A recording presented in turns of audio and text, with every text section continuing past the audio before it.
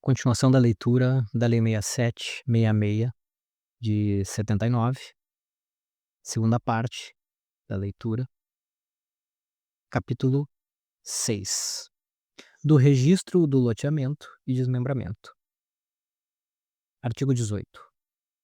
Aprovado o projeto de loteamento ou de desmembramento, o loteador deverá submetê-lo ao registro imobiliário dentro de 180 dias, sob pena de caducidade da aprovação, acompanhado dos seguintes documentos. Inciso 1º. Título de propriedade do imóvel ou certidão da matrícula, ressalvado o disposto nos parágrafos 4º e 5º. Inciso 2º. Histórico dos títulos de propriedade do imóvel, abrangendo os últimos 20 anos, acompanhados dos respectivos comprovantes. Inciso 3º. Certidões negativas. Alínea A. De tributos federais, estaduais e municipais incidentes sobre o imóvel. Alínea B. De ações reais referentes ao imóvel pelo período de 10 anos. Alínea C. De ações penais com respeito ao crime contra o patrimônio e contra a administração pública. Inciso 4º. Certidões. Alínea A. Dos cartórios de protestos de títulos em nome do loteador pelo período de 5 anos. Alínea B. De ações cíveis relativas ao loteador pelo período de 10 anos. Alínea C. Da situação jurídica atualizada do imóvel. E a linha D. De ações penais contra o loteador pelo período de 10 anos. Inciso 5º. Cópia do ato de aprovação do loteamento e comprovante do termo de verificação pelo município ou pelo Distrito Federal da execução das obras exigidas pela legislação municipal, que incluirão, no mínimo, a execução das vias de circulação do loteamento, demarcação dos lotes, quadras e logradouros e das obras de escoamento das águas pluviais ou da aprovação de um cronograma, com a duração máxima de 4 anos, prorrogáveis por mais 4 anos, acompanhado de competente instrumento de garantia para a execução das obras. Inciso 6º. Exemplar do contrato padrão de promessa de venda, ou de cessão, ou de promessa de cessão, do qual constarão obrigatoriamente as indicações previstas no artigo 26 desta lei. Inciso 7º. Declaração do cônjuge do requerente de que consente no registro do loteamento. Parágrafo 1º. Os períodos referidos nos incisos 3º, alínea B, e 4º, alíneas A e D, tomarão por base a data do pedido de registro do loteamento, devendo todas elas serem extraídas em nome daqueles que, nos mencionados períodos, tenham sido titulares de direitos reais sobre o imóvel. Parágrafo 2º. A existência de protestos, de ações pessoais ou de ações penais, exceto as referentes a crime contra o patrimônio e contra a administração, não impedirá o registro do loteamento se o requerente comprovar que esses protestos ou ações não poderão prejudicar os adquirentes dos lotes. Se o oficial do registro de imóveis julgar insuficiente a comprovação feita, suscitará a dúvida perante o juiz competente. Parágrafo 3º. A declaração que se refere ao inciso 7º deste artigo não dispensará o consentimento do declarante para os atos de alienação ou promessa de alienação de lotes ou de direitos a eles relativos que venham a ser praticados pelo seu cônjuge. Parágrafo 4º. O título de propriedade será dispensado quando se tratar de parcelamento popular, destinado às classes de menor renda, em imóvel declarado de utilidade pública, com processo de desapropriação judicial em curso e emissão provisória na posse, desde que promovido pela União, Estados, Distrito Federal, municípios ou suas entidades delegadas autorizadas por lei a implantar projetos de habitação. Parágrafo 5º. No caso de que trata o parágrafo 4º, o pedido de registro do parcelamento, além dos documentos mencionados nos incisos 5º e 6º deste artigo, será instruído com cópias autênticas da decisão que tenha concedido a emissão provisória na posse, do decreto de desapropriação, do comprovante de sua publicação na imprensa oficial e, quando formulado por entidades delegadas, da lei de criação e de seus atos constitutivos. Parágrafo 6º. Na hipótese de o loteador ser companhia aberta, As certidões referidas na linha C do inciso terceiro e nas alíneas A, B, E, D do inciso quarto do caput deste artigo poderão ser substituídas por exibição das informações trimestrais e demonstrações financeiras anuais constantes do sítio eletrônico da Comissão de Valores Mobiliários. Parágrafo 7º. Quando demonstrar de modo suficiente o estado do processo e a repercussão econômica do litígio, a certidão esclarecedora de ação civil ou penal poderá ser substituída por impressão do andamento do processo digital. Parágrafo 8º. O mesmo imóvel poderá servir como garantia a um município ou ao Distrito Federal na execução das obras de infraestrutura e a créditos constituídos em favor de credor em operações de financiamento à produção do lote urbanizado. Artigo 18-A. A critério do loteador, o loteamento poderá ser submetido ao regime da afetação, pelo qual o terreno e a infraestrutura, bem como os demais bens e direitos a ele vinculados, manter-se-ão apartados do patrimônio do loteador e constituirão patrimônio de afetação, destinado à consecução do loteamento correspondente e à entrega dos lotes urbanizados aos respectivos adquirentes. Parágrafo 1º. O patrimônio de afetação não se comunica com os demais bens, direitos e obrigações do patrimônio geral do loteador ou de outros patrimônios de afetação por ele constituídos e só responde por dívidas e obrigações vinculadas ao loteamento respectivo e à entrega dos lotes urbanizados aos respectivos adquirentes. Parágrafo 2º. O loteador responde pelos prejuízos que causar ao patrimônio de afetação. Parágrafo 3º. Os bens e direitos integrantes do loteamento somente poderão ser objeto de garantia real em operação de crédito cujo produto seja integralmente destinado à implementação da infraestrutura correspondente e à entrega dos lotes urbanizados aos respectivos adquirentes. Parágrafo 4º. No caso de cessão plena ou fiduciária de direitos creditórios oriundos da comercialização dos lotes componentes do loteamento, o produto da cessão também passará a integrar o patrimônio de afetação. Parágrafo 5º. Os recursos financeiros integrantes do patrimônio de afetação serão administrados pelo loteador. Parágrafo 6º. Nos loteamentos objeto de financiamento, a comercialização dos lotes deverá contar com a anuência ou a ciência da instituição financiadora, conforme vier a ser estabelecido no contrato de financiamento. Parágrafo 7º. A contratação de financiamento e a constituição de garantias, inclusive mediante transmissão para o credor da propriedade fiduciária sobre os lotes integrantes do loteamento, bem como a cessão plena ou fiduciária de direitos creditórios decorrentes da comercialização desses lotes, não implicam a transferência para o credor de nenhuma das obrigações ou responsabilidades do cedente loteador, permanecendo este como único responsável pelas obrigações e pelos deveres que lhe são imputáveis. Artigo 18b. Considera-se constituído o patrimônio de afetação mediante averbação, a qualquer tempo, no registro de imóveis, de termo firmado pelo loteador e, quando for o caso, também pelos titulares de direitos reais de aquisição de lotes objeto de loteamento. Parágrafo único. A averbação não será obstada pela existência de ônus reais que tenham sido constituídos sobre o imóvel objeto do loteamento para garantia do pagamento do preço de sua aquisição ou do cumprimento de obrigação de implantar o empreendimento. Artigo 18-C. A comissão de representantes, a prefeitura e a instituição financiadora da infraestrutura poderão nomear, às suas expensas, pessoa física ou jurídica para fiscalizar e acompanhar o patrimônio de afetação. Parágrafo 1º. A nomeação a que se refere o caput não transfere para o nomeante qualquer responsabilidade pela qualidade da implementação da infraestrutura, pelo prazo do termo de verificação da sua realização ou por qualquer outra obrigação decorrente da responsabilidade do loteador, seja legal ou oriunda dos contratos de alienação dos lotes, de obra e de outros contratos eventualmente vinculados ao loteamento. Parágrafo 2º.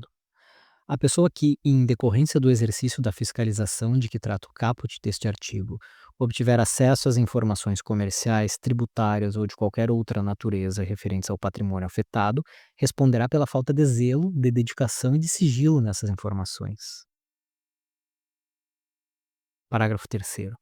A pessoa nomeada pela instituição financiadora deverá fornecer cópia de seu relatório ou parecer à comissão de representantes, a requerimento desta, não constituindo esse fornecimento quebra do sigilo a que se refere o parágrafo 2º deste artigo. Artigo 18-D. Incumbe ao loteador promover todos os atos necessários à boa administração e à preservação do patrimônio de afetação, inclusive mediante a adoção de medidas judiciais. Inciso 2º. Manter apartados os bens e direitos objeto de cada loteamento. Inciso 3º.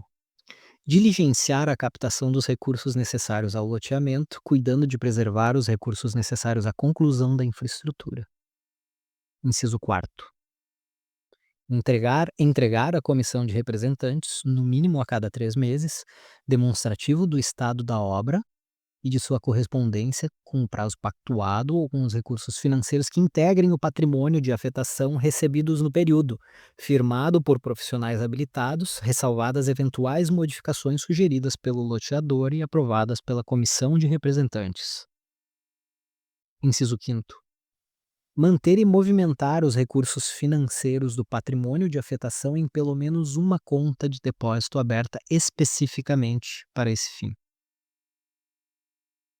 Inciso 6º. Entregar à comissão de representantes balancetes coincidentes com o trimestre civil, relativos a cada patrimônio de afetação. Inciso 7º. Assegurar à pessoa nomeada nos termos do artigo 18C o livre acesso à obra, bem como aos livros, aos contratos, à movimentação da conta de depósito exclusiva referida no inciso 5º deste artigo e a quaisquer outros documentos relativos ao patrimônio de afetação. Inciso 8º. Manter escrituração contábil completa, ainda que esteja desobrigado pela legislação tributária. Artigo 18-E. O patrimônio de afetação extinguir-se-á pela averbação do termo de verificação emitido pelo órgão público competente, pelo registro dos títulos de domínio ou de direito de aquisição em nome dos respectivos adquirentes e, quando for o caso, pela extinção das obrigações do loteador perante eventual instituição financiadora da obra. Artigo 18-F. Os efeitos da decretação da falência ou da insolvência civil do loteador não atingem os patrimônios de afetação constituídos, não integrando a massa concursal o terreno, a obra, até então realizada, e os demais bens, direitos creditórios, obrigações e encargos objetos do loteamento. Artigo 19. O oficial do registro de imóveis, após examinar a documentação e se encontrá-la em ordem, deverá encaminhar a comunicação à prefeitura e fará publicar, em resumo e com um pequeno desenho de localização da área, edital do pedido de registro em 3 dias consecutivos, o qual poderá ser impugnado no prazo de 15 dias corridos, contado da data da última publicação. Parágrafo 1º. Fim do prazo sem impugnação, será feito imediatamente o registro. Se houver impugnação de terceiros, o oficial do registro de imóveis intimará o requerente e a Prefeitura Municipal ou o Distrito Federal, quando for o caso, para que sobre ela se manifestem no prazo de 5 dias, sob pena de arquivamento do processo. Com tais manifestações, o processo será enviado ao juiz competente para decisão. Parágrafo 2º. Ouvido o Ministério Público no prazo de 5 dias, o juiz decidirá de plano ou após instrução sumária, devendo remeter ao interessado as vias ordinárias, caso a matéria exija maior indagação. Parágrafo 3º. Nas capitais, a publicação do edital se fará no Diário Oficial do Estado e num dos jornais de circulação diária. Nos demais municípios, a publicação se fará apenas num dos jornais locais, se houver ou não havendo um jornal da região. Parágrafo 4º. O oficial do registro de imóveis que efetuar o registro em desacordo com as exigências desta lei ficará sujeito a multa equivalente a 10 vezes os ficará sujeito a multa equivalente a 10 vezes os emolumentos regimentais fixados para o registro, na época em que for aplicada a penalidade pelo juiz corregedor do cartório, sem prejuízo das sanções penais e administrativas cabíveis. Parágrafo 5º. Registrado o loteamento, o oficial de registro comunicará por certidão o seu registro à prefeitura. Artigo 20. O registro do loteamento será feito por extrato no livro próprio. Parágrafo único.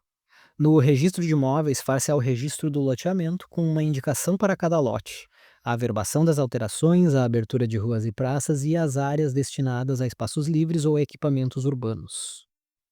Artigo 21.